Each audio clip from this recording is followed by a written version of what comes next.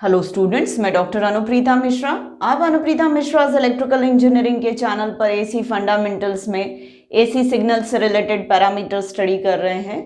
मेरे आप previous videos ज़रूर देखिएगा, क्योंकि इन कंटिन्यूटी ऑफ प्रीवियस वीडियो ही अगला कंटेंट आपको अच्छे से समझ में आ सकता है। आज मैं आपको समझाने वाली हूँ डिफरेंट वेवफॉर्म्स के लिए एसी सिग्नल के या किसी भी वेवफॉर्म के डिफरेंट पैरामीटर्स कैसे इवैल्यूएट किए जाते हैं। डिफरेंट पैरामीटर्स पर मेरा वीडियो लेक्चर नंबर 3 था, जिसमें मैंने बेसिक डेफिनेशंस बताई थी सारे पैरामीटर्स की। फिर उसके बाद मैंने एवरेज वैल्यू समझाया और उसका इवैल्यूएशन भी करके बताया 3 वेवफॉर्म्स के थ्रू। और अब मैं यहाँ पर आपको आरएमएस वैल्यू, लास्ट वीडियो में आरएमएस वैल्यू भी मैंने निकालना बताया था, पर यहाँ पर मैं आरएमएस वैल्यू के साथ दूसरे पैरामीटर्स भी आपको इवैल्यूएट करके बता रही हूँ इस पर्टिकुलर ट्रायंगुलर वेव के लिए। इसके बाद एक और वेव कंसिडर करूंगी, रेक्टेंगुलर वेव। उस पर मैंने एवरेज वैल्यू पहले भी निकाली थी और उस वक्त मैंने प्रॉमिस किया था कि मैं इन्हीं दोनों वेव्स पर आरएमएस वैल्यू भी इवैल्यूएट करके बताऊंगी। तो उसके साथ साथ मैं बाकी सारे पैरामीटर्स भी इवैल्यूएट करके बता रही हूँ।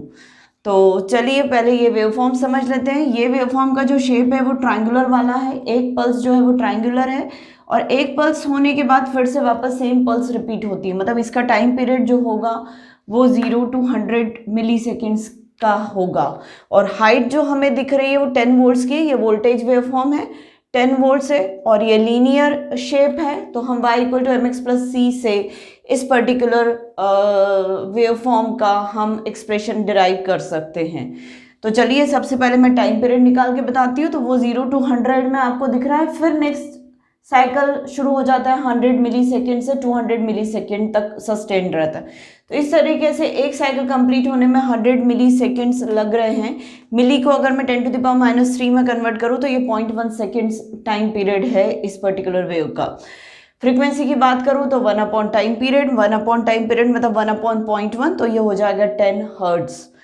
इसके साथ साथ अगर पीक वैल्यू की बात करूं तो height of the wave maximum ये वाली, और ये कितना वोल्ट है, 10 वोल्ट है। मतलब पीक वीपी जो है, peak value of the voltage जो है इस वेव में वो 10 वोल्ट है। इसके साथ साथ मुझे इसका वीटी का एक्सप्रेशन भी डिफाइन करना पड़ेगा। तो मैंने लास्ट वीडियो, आप लास्ट टू लास्ट वीडियो देखिएगा मेरा, उसमें मैंने वीटी का एक्सप्रेशन y = mx+c से डिराइव करके बताया था इसी वेवफॉर्म के लिए। तो वो vt = 100t है। तो ये कौन से टाइम पीरियड के लिए, 0 to 100 मिली सेकेंड्स के बीच, मतलब in between more than 0 and below 100 milliseconds में ये पर्टिकुलर फंक्शन एग्जिस्ट करता है। 100 मिली सेकेंड पर फंक्शन कैसा है, 0 है। 100 मिली सेकेंड्स पर फंक्शन कैसा है, 0 है। तो v of t 0 at 100 milli seconds ऐसा बोल सकते हैं। अब मैं एवरेज वैल्यू निकालना चाहती हूँ। वी एवरेज का फॉर्मूला क्या होता है, 1/t। मतलब जिस भी टाइम पीरियड के लिए आप लोग निकालना चाह रहे, जिस भी टाइम स्पैन के लिए आप एवरेज वैल्यू निकालना चाह रहे, तो 1/T वो। अब यहाँ पे मैं पूरे टाइम पीरियड पर निकालना चाह रही हूँ एवरेज वैल्यू, क्योंकि इसका पॉजिटिव पल्स और निगेटिव पल्स जैसा कुछ भी नहीं है, ये हर जगह पॉजिटिव वैल्यूज ही दे रहा है। तो ये यूनिडायरेक्शनल वेवफॉर्म है, यूनिडायरेक्शनल सिग्नल है ये। वैसे ये डीसी को रिप्रेजेंट कर रहा है, पर चूंकि वेरिएबल है, इसकी क्वांटिटी हर इंस्टेंट पर इसकी वैल्यू वेरिएबल है, इसलिए मैं एवरेज और आरएमएस वैल्यू निकाल के बता सकती हूँ। तो टाइम 1/T टाइम पर हम एवरेज निकाल रहे हैं, तो T टाइम पर हम एवरेज वैल्यू निकाल रहे हैं। इसी फॉर्मूला हो जाएगा 1/T integration 0 to T v of t dt। अब लास्ट टू लास्ट वीडियो में मैंने एवरेज वैल्यू आपको सिंपलेस्ट तरीके से निकाल के बताया था, लीनियर पैटर्न वाला। पर इस बार मैं इस फॉर्मूले से आपको इस वेवफॉर्म का एवरेज वैल्यू निकाल के बता रही हूँ। तो 1/T मतलब 0.1 सेकेंड्स हो गया, इंटीग्रेशन 0 to 0.1 सेकेंड्स के बीच में फंक्शन जो है वो आपका 100t है और dt ऐसा इंटीग्रेशन परफॉर्म होगा। अब यहाँ पर हम जो कर रहे हैं, 100 जो है बाहर आ गया है, 1/0.1 को 10 लिख दे रही हूँ। t का इंटीग्रेशन t² होगा, इंटीग्रेशन की लिमिट है 0 to 0.1, तो इन दोनों को मिला के हो गया 10⁻³ t² यानी 0.1 का स्क्वायर अपॉन 2। तो ऐसे करके पूरा सॉल्व करेंगे तो 5 वोल्ट से एवरेज वैल्यू निकलेगी। और last to last video observe करिएगा, मैंने इसकी एवरेज वैल्यू आपको 5 वोल्ट से निकाल के बताई थी, पर वहाँ पर तरीका डिफरेंट था। अब वी आर एम एस निकालना है। वी आर एम एस का फॉर्मूला क्या होता है, under root 1 upon capital T integration 0 to capital T V square D T. ये सब थ्योरी में इससे रिलेटेड आप लोगों को समझा चुकी हूँ। 1 अपॉन कैपिटल टी मतलब 1 upon 0.1 integration 0 to 0.1 V square D T. V का एक्सप्रेशन है 100 टी, तो उसका स्क्वायर हो जाएगा तो 100 टी स्क्वायर डी टी हो जाएगा। अब यहाँ पर 100 स्क्वायर को हमने इंटीग्रेशन के बाहर ले लिया, कांस्टेंट है। 1 अपॉन 0.1 10 हो गया, 10 into 100 square integration 0 to 0.1 T square D T, ऐसा हो जाएगा। 100 स्क्वायर में से एक 100 बाहर आ गया अंडर रूट के, 10 अभी भी अंडर रूट के अंदर बना हुआ है। टी स्क्वायर का इंटीग्रेशन होगा तो टी क्यूब अपॉन 3 हो जाएगा और लिमिट लगेगी 0 टू 0.1। 100 बाहर है, अंडर रूट 10 टी क्यूब में 0.1 इंटू 0.1 इंटू 0.1 अपॉन 3 की और माइनस 0 आ जाएगा, तो वो माइनस 0 मैं नहीं लिख रही हूँ। इसको पूरे को सॉल्व करेंगे तो 0.1 स्क्वायर रूट के अंदर है तो बाहर आ जाएगा, तो 100 इंटू 0.1 हो गया और ब्रैकेट अंदर अंडर रूट में 1 अपॉन 3 बचा। जब पूरा सॉल्व किया तो ये 5.77 वोल्ट्स RMS वैल्यू आ गई है। पीक फैक्टर निकालना चाहे तो पीक फैक्टर हमेशा पीक VP अपॉन VRMS होता है, तो VP की वैल्यू आपकी 10 वोल्ट से 10 डिवाइडेड बाय RMS करेंगे तो वो 1.733 आएगा। इसकी कोई यूनिट नहीं, क्योंकि volts upon volts unit less हो जा रहा है। फॉर्म फैक्टर जो है वो VRMS अपॉन V एवरेज होता है, तो 5.77 अपॉन 5.77 वोल्ट्स अपॉन 5 वोल्ट्स किया तो 1.154 ये फैक्टर आया, फॉर्म फैक्टर। तो इस तरीके से आप सारे पैरामीटर्स के इवैल्यूएशन को समझ सकते हैं। इसके बाद मैं एक और वेवफॉर्म ले लेती हूँ, उसका भी इवैल्यूएशन करके बता देती हूँ। यहाँ पर मैं नेक्स्ट वेवफॉर्म रेक्टेंगुलर वेवफॉर्म ले रही हूँ। ये रेक्टेंगुलर वेवफॉर्म में आपको समझ में आ रहा होगा कि 0 टू 10 के बीच में ये पल्स एग्जिस्ट कर रहा है, 10 टू 20 के बीच में 0 वैल्यू है फंक्शन की। उसके 20 टू 30 के बीच में फिर रेक्टेंगुलर पल्स एग्जिस्ट कर रहा है, फिर 30 टू 40 के बीच में फिर 0। मतलब इसका जो टाइम साइकिल है वो 0 टू 20 के बीच में एग्जिस्ट कर रहा है। और ये करंट वेवफॉर्म है, तो इसकी जो पीक हाइट है मैक्सिमम वैल्यू वो 1 एम्पियर्स है।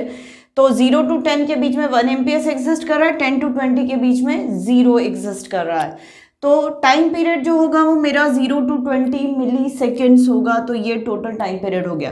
फ्रीक्वेंसी की बात करो तो 1 अपॉन टाइम पीरियड मतलब 1 upon 20 into 10 to the power -3 solve करेंगे तो ये 50 हर्ट्स आएगा, क्योंकि 10 टू द पावर -3 ऊपर जाएगा तो 1000 डिवाइडेड बाय 20 यानी वो 50 हर्ट्स हो जाएगा। पीक वैल्यू देखें तो पीक वैल्यू मतलब maximum height of the signal, तो वो 1 एम्पियर है, तो इसलिए पीक वैल्यू यहाँ पर क्या हो जाएगी, 1 एम्पियर हो जाएगी। नेक्स्ट अगर मैं फंक्शन को डिफाइन करने जाती हूँ, आई ऑफ टी का एक्सप्रेशन निकाल रही हूँ, तो 0 टू 10 मिली सेकेंड्स के बीच में टी की जो भी वैल्यू है, आई ऑफ टी की वैल्यू हर जगह 1 रह रही है।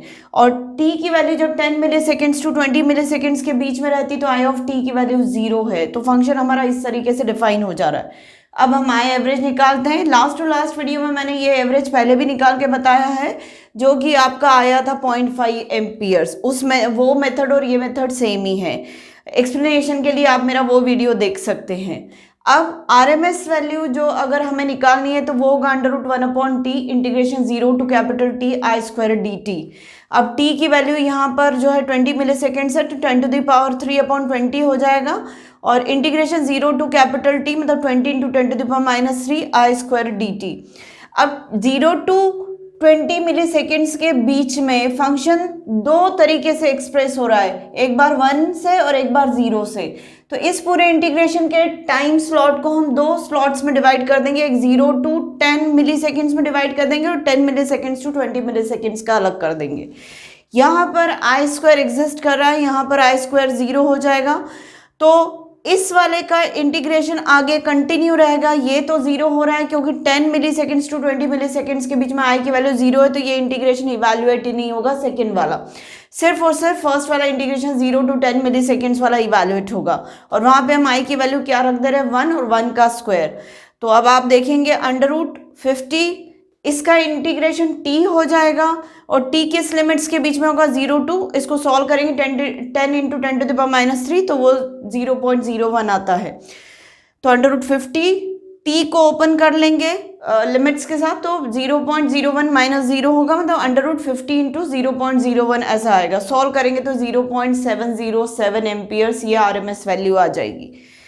पीक फैक्टर अगर निकालने जाए तो maximum value of the current divided by RMS value of the current, solve करेंगे तो 1 उसकी मैक्सिमम वैल्यू डिवाइडेड बाय 707, तो आंसर आएगा 1.414 यूनिट लेस इसमें, क्योंकि एम्पियर्स अपॉन एम्पियर से।